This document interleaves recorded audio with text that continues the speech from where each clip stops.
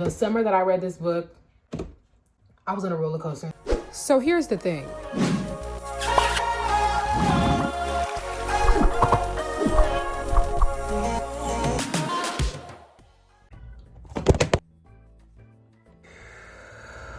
Let me take a deep breath before I start all this I can't breathe nonsense. Anyway, you've read the title, so you know that I'm gonna be reviewing my favorite book. Now, what I did realize is, upon looking at my book collection, diversity is lacking, and I feel like I'm the problem. Like, either they're not being presented to me or I'm not looking in the right places. Also, if not for my best friend, I would not be here today because the retrograde is kicking my butt. But let's get started.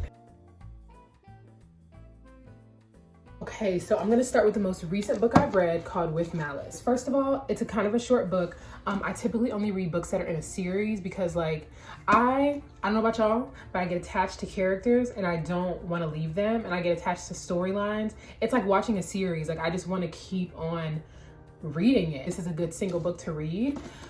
But honestly, love-hate relationship. The book starts off with the main character waking up in a hospital, and she's told about this trip that she just took, finds out that an accident that happened on the trip is the reason why she's in the hospital, and that her best friend is dead. And then she also finds out that the media is painting her to be the killer, and that she killed her best friend in like a jealous rage. These are not spoilers. This is literally like, you open the front cover and you read it, it's in there. The whole thing takes place in the hospital, and usually I'm the kind of person where I'm like, if something is, for a movie, if something is taking place in one setting, I'm fine, but for a book, I'm like, where's this gonna go? Because I expect more from a book. But this actually did like keep me turning the pages. I even read reviews and a lot of people were like, you would think that this is boring because it's one place and it's not. Each chapter does bring something new because it's basically like story is unraveling. One thing I will say, I don't like the characters in this book. If I'm honest, like usually I can have a favorite character. I don't. The main character is Jill. She's the girl who is in the hospital. It's like at first I like her, and then I realized that the author doesn't really do a good job of characterizing her. I know nothing special about Jill except for the fact that she's smart and she had a best friend. That's literally it. Eileen Cook, the author, she wasn't giving on the characterization. I feel like she never developed. And then in the end, I feel like she gave something different that I never saw throughout the whole book. But it's like, did I ever really know her? So then basically she just doesn't even make sense to me. I will say though, this book will keep you guessing. It really will. But you know what? In a way, it's predictable. But I can't even lie. I was sitting in my bed, turning the pages, like wondering what's gonna happen next. But I don't know, it's hard. But that's why you have to read it though, y'all. Like it's good. It'll have your brain like twisting, turning, thinking, wondering what happened. Who can I trust? What's actually true? Who is lying and who is not? That's this book. Also, y'all, this book is a perfect example of not noticing evil intentions until you really delve deep. Like a very good example of whoever people are on the surface, it may not be who they actually are. Like you think something might be true about somebody and you think somebody might be this, but they really might not be until you do some digging. As much as I don't know how I feel about the main character and I feel like she wasn't characterized enough, I feel like I still cared about her. Like the whole time, I just felt like the cards were stacked against her and I wanted to win. Y'all, the whole time she's in the hospital, people keep coming at her with evidence of this and evidence of this and evidence of that. Before it ended, the whole time I'm like, y'all are not gonna get Jill. Jill didn't do this, Jill didn't. And the whole time I don't even know what Jill did. Whenever the book is from somebody's POV, usually I want them to win, even if the character is not that likable. I gotta work on that. I would give this book 6 out of 10. I'm giving it higher than a 5 because it did keep me on my toes. It was a page turner. However, after reading it, I didn't like the ending. Didn't feel like we delved deep enough into the characters. So it just, I can't really give it like a higher rating than that. Anyways, next book. Okay, this looks upside down every single time because of the crown. But the second book I read the second most recent book. This book, first of all, this is a series. I want to say there are 4 books: Red Queen, Glass Sword, King's Cage, and then something else. Basically, the book is set in a dystopian society. I am a sucker for dystopian societies. I was a Hunger Games girl, like all that, that's me. The world is divided by blood. You have people who have silver blood and people who have red blood. People who have silver blood have supernatural abilities. People who have red blood don't, or so we think. As you can guess, the people who have silver blood, since they have the abilities, they're rich, they're in the upper class. So we have a caste system going on, classism, you know, typical in dystopian societies usually. And then you have the red people who like work to the bone and almost die every single day because they can't afford electricity or food. So basically one day the main character, Mare, she basically gets into some trouble. She has to work in the Silver Palace, and this is not a spoiler, this is like in the synopsis. She accidentally discovers that she has a supernatural ability which she's not supposed to have because she's red. As elite people do who want to keep their place, they spin their own story and they make it seem like she's a lost silver princess and they betroth her to their youngest son. It gets crazy from there, basically. I like when not only we're presented with an interesting story, but there's something else on the side that we have to figure out. So not only do we have to see her navigate being betrothed to a prince and being taken away from her family, we now have to figure out, why does a red person have a supernatural ability? What have they been hiding from us? What have the silver's been hiding from us? Do more red people have abilities? Are we gonna overthrow the monarchy? Like that whole thing. The main character, it's not that I dislike her, but I don't really like her all that much. Here's my whole issue. A lot of the reviews I read were like saying that she was stupid and this and that and blah, blah, blah. If we were presented with the choices that she was presented with, I think a lot of us would make the same decisions that she made. She was in impossible situations that I feel like I could never imagine. So I feel like I can't really call her stupid, but her personality gives very much, I'm not like other girls sometimes, and I don't like that. And that's what a lot of these books, especially some that were written like a little bit ago, the main character woman also always has to be, I'm not like other girls kind of girl. And it's like, nobody cares and you don't get an award for that. Or it could just be that's kind of how she is from her situation, but I'm also talking about a girl that's not even real, so I'm not gonna like go too far into that. This book definitely kept me guessing. I will say there were some dead spots, but it would immediately get picked back up. Also, it does have you rooting for the main character in some ways, so a lot of people are against her, obviously, because she's a red person, not supposed to have any abilities, and now she's living in a palace, engaged to a prince, and the only people who know that she's actually red, because she has to pose as silver, the only people who know she's actually red is like the queen, the king, and the upcoming king, and the prince that she's betrothed to. And to everybody else, it's a secret, but they're kind of looking at her confused because the way that her powers were revealed was like confusing, and they don't know who she is. So a lot of people are against her, out to get her, which whenever somebody's against somebody, I automatically want to support them. I'm a sucker for an underdog. I feel like they characterized her really well. I feel like I know what kind of decisions Mare would make, as opposed to Jill in the last book. I don't know what kind of decisions Jill would make because they ain't tell me nothing about Jill. But Mare, I know what Mare would think, do, in all these different kind of situations. So I appreciate that. They characterized, honestly, everybody really well. The ending was a plot twist, which made me scramble for this second book, which leads us to Glass Sword, the second book in the series. Here's my feelings about this. I feel like I wanted more. It's not that I need action to be happening all the time, but I just feel like there were a lot of dead spots and a lot of filler. But basically the synopsis of this book, to not spoil it for you guys, basically in the last book, the main character Mare saw a lot of betrayals. This book is her figuring out how to deal with those betrayals and basically starting a fight. There's like a whole uprising that's about to take place with Mare at the front of it because of the betrayals that she experienced in the last book. But like I said, it's a lot of filler in here. It really just wasn't giving. I don't know if I'm explaining this the best, how this book goes, because I'm like scared to ruin it for you because it's the second book. But basically, somebody evil is after her. Somebody evil who betrayed her is after her, and she is trying to like fight back and also like stay hidden from that person and also keep people hidden from that person. And it's just a lot. So it's good, but I feel like it sounds better in the synopsis than it actually is in the book sometimes. I also don't appreciate how they introduced the one black character.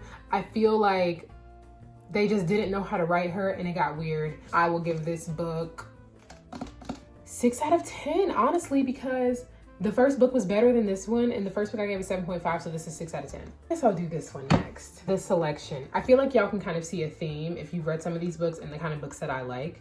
But I'm also trying to like change it up a little bit and like read newer books, because a lot of the books that I read are like kind of older or not. Well, no. One of the books that I'm going to introduce to you is like semi-new, but whatever. The summer that I read this book, I was on a roller coaster. This book, this whole series had me on a roller coaster of emotions like I haven't been in a long time. One thing I look for in a series is is it going to keep me wanting to stay in the world of the book at all times? And if yes, it's a well-written book for me. I read this book with a friend, so it made it so good. Literally the last book, she annotated it for me so that I could read it and like prepare myself for what was about to come. Another dystopian society. They live in a caste system. I think the rankings go from 1 to 8, 1 being the highest rank you can have and 8 being the lowest. Everybody's born into whatever rank they have. You can move up through marriage, but it's kind of easy to tell. Like if you're a 1, you have money, you're really rich. You're probably either royalty or military. I think militaries are 1s or 2s, I can't remember. And if you're an 8, I don't even know if it goes up to 8. Maybe it goes up to 7, but whatever. If you're on the like 7, 8, whatever, you're on the lowest, you probably have no money.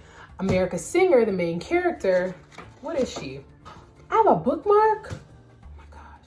Y'all, I'll be using everything else as a bookmark. I wish I would have known that I had that. America is a 5, and I think her boyfriend in the beginning of the book is like even lower than she is. So she's poor, her boyfriend is poorer, she's in a poor situation, but they want to be together. That's another thing, you're not really supposed to date outside of your caste. So her and her boyfriend have to sneak around. They can't really be together. They have a monarchy just like the last book. And whenever there's a prince who has to get married, I think he has an option, but they do this process called the selection where a bunch of girls apply and then they take them to the palace and they basically compete for the prince's heart. That kind of thing, literally very straightforward.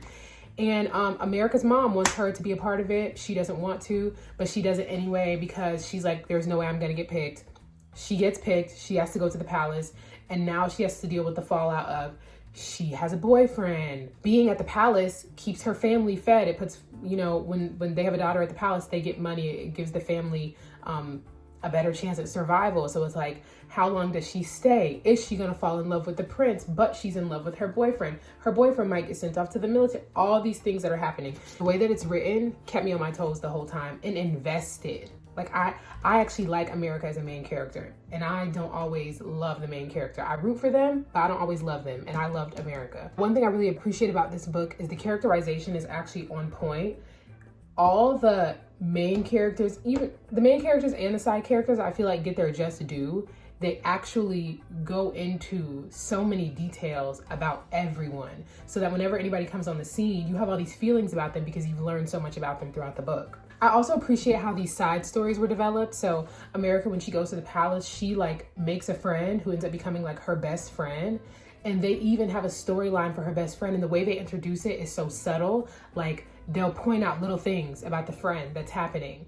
And then later on, it develops into this big story that almost gets a little bit sad. A lot of books, I think, where they sometimes go wrong is they forget the side characters. And it seems like the side characters only serve to support the main character. But I feel like in this book, the side characters had their own little stuff going on the side. So it only made the story more interesting because at every turn, something's happening, something to engage in. It's not just the main character. I will give this 8.5 out of 10 for sure. All right, so the second and third book in that series is called The Elite, which is the second one, and The One. I'm gonna review these together. In this one, she starts to do some sneaky stuff. Some sneaky stuff starts to happen, and it made me on edge because I'm like, at any moment, she's gonna get caught for doing this. Had me in shambles, honestly. Had me in shambles. What was I gonna say? The thought left my head. Secrets start being revealed about why they have the caste system, and that plays a whole part in like how she's acting in the palace. Her interactions with the king are like a little bit scary. The king is a little bit scary because obviously he knows these secrets and he doesn't want them to get out. So it's like now about a battle between like him and America, a battle between America and her heart. It's just a lot. The whole series was an 8.5 out of 10 for sure. Last book, honestly, is just a more in-depth, heart-wrenching, page-turner continuation of the second book. Like, one thing I will say about this book, I actually really love how it ends. And I don't like how a lot of books end. I feel like a lot of people imagine how they want a book to end, and a good ending doesn't always give you what you imagine, but it gives you some things that you want and some things that you didn't expect, and that is definitely what this book did. Whole series, 8.5 out of 10. Little White Lies and Deadly Little Scandals. So the first book introduces our character Sawyer, 18 years old, lives with her mom, has no idea who her dad is. Her and her mom have always had like a friend kind of relationship because her mom is a little bit reckless.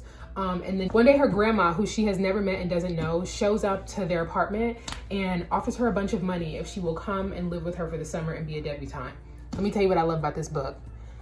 It's giving old money, Southern royalty. And one thing about old money, with old money comes old secrets. So when she goes to live with her grandma, she's gonna get way more than what she bargained for. Like I said, she doesn't know her dad. Takes the opportunity kind of as a chance to see what she can uncover and find out about who her real dad is, because her mom like is not really giving her any information. Finding out who her dad is not predictable at all. The minute you think you know who her dad is, you're wrong, and they flip the story and they flip the script on you. And then the second book, Deadly Little Scandals, is basically just a continuation of that. It's still sticking with the same storyline of like, she's in the debutante season, except for, oh wait, no, she's out of it, but now she's like applying to be a part of this like secret society for college. All I'll say is she gets way more than she bargained for, finding out who her dad is. You can't even guess where this book is gonna go. I had the whole time I'm finding out that, literally y'all, I'm reading it, my mouth is dropping. I'm like reading stuff, I'm like, I feel like I'll also give this 8.5 out of 10 for sure. Or almost 9 out of 10. Oh my gosh, I low-key did these in the order of like how good they are. I'll give this 9 out of 10 because I really enjoyed reading this. Like I almost would read it again. Last, and certainly not least, because this is the best book I've read in a long time. The first one is Girls with Sharp Sticks. The second one, I don't know where I put it, but it's called Girls with Razor Hearts. And the last one is Girls with Rebel Souls. I'm only gonna get into Girls with Sharp Sticks because if I go any further than this book, I'm gonna spoil a lot unintentionally because you can't really talk about it. For this one, I have to read the synopsis because I feel like I can't do it justice. Girls of Innovations Academy are beautiful and well-behaved. It says so on their report cards. Under the watchful gaze of their guardian, they receive a well-rounded education that promises to make them better. Obedient girls free from arrogance or defiance, free from troublesome opinions or individual interests. But the girl's carefully controlled existence may not be quite what it appears. As Mina and her friends uncover the dark secrets of what's actually happening here and who they really are, the Girls of Innovations Academy will learn to fight back. I've probably said for a lot of these books, I actually don't remember. I really don't remember what I be saying in these videos sometimes. But I know in the last series I said, oh, you can't guess where it's gonna take you. I actually really mean that for this book. I meant it when I said it, but this book more than the others, because I'm telling you, the way it presents itself, you just could not guess that you were gonna find out what you find out at the end. The book starts with the girls at Innovations Academy. The main character's name is Mina, who I love. She's another main character who I love. Like I said, I usually root for the main character, don't always love them. I actually really do love Mina. They're on a field trip. It seems like a normal boarding school field trip, but there's this eerie feeling of you don't know what's going on, and you question almost, what is this boarding school and why are they there? That's throughout the whole book, because they don't tell you until the end what's actually going on and why they're there. What are the intentions of the people who work at the school with these girls? In the beginning, one of the girls does something, I forgot. And one of the teachers at the school, or I think the guardian, who's like this huge, like annoying man, he gets a little bit physical with her, but then none of the girls react. So then that kind of like sent up a red flag, because I'm like, why is this normal for them? Like, what is going on at this school? I feel like the author, I literally messaged the author on Instagram after I read this because I just couldn't even believe, like I just loved it so much. I'm like, bro, you have no idea what you've done for me. She messaged me back, true queen. She has a really interesting way of showing the way that women are treated. That's all I have to say about it, because if I say more, I'll give it away. If you want to talk about plot twists, this book has the most. Like, at every turn, I'm like, wait, what just happened? Like, wait, what's that? What's this? One thing that's kind of really leading the story is there is one girl at the academy who's been acting different, and the main character is starting to pick up on it, and she's also feeling like this like pull towards the girl, and as if she's like hearing things, as if she has some kind of connection to the girl who's been acting different at the academy. And that kind of leads in like all these revelations and things that she figures out. She eventually starts to unravel why she's there at the academy, who she is, who the other girls are. And then once she starts unraveling that, all hell breaks loose. And that's all I'll say about it. That is the end of the book review, guys. I tried to explain these to the best of my ability without spoiling them for y'all. Leave me some book recommendations. I heard about this book called Verity, which everybody loves. I'm gonna read Verity. And then I heard about this book called Vox. Wait, I think it's called Vox, and then The Power, I think. But yeah, those are books I'm trying to read. And leave your book recommendations in the comments, y'all. Like this video if you want to, share this video if you want to, subscribe to me if you want to, comment things you would like to see for fun, for not fun. I don't know what you guys like. I put in a video every Friday, so see you guys next Friday. Bye.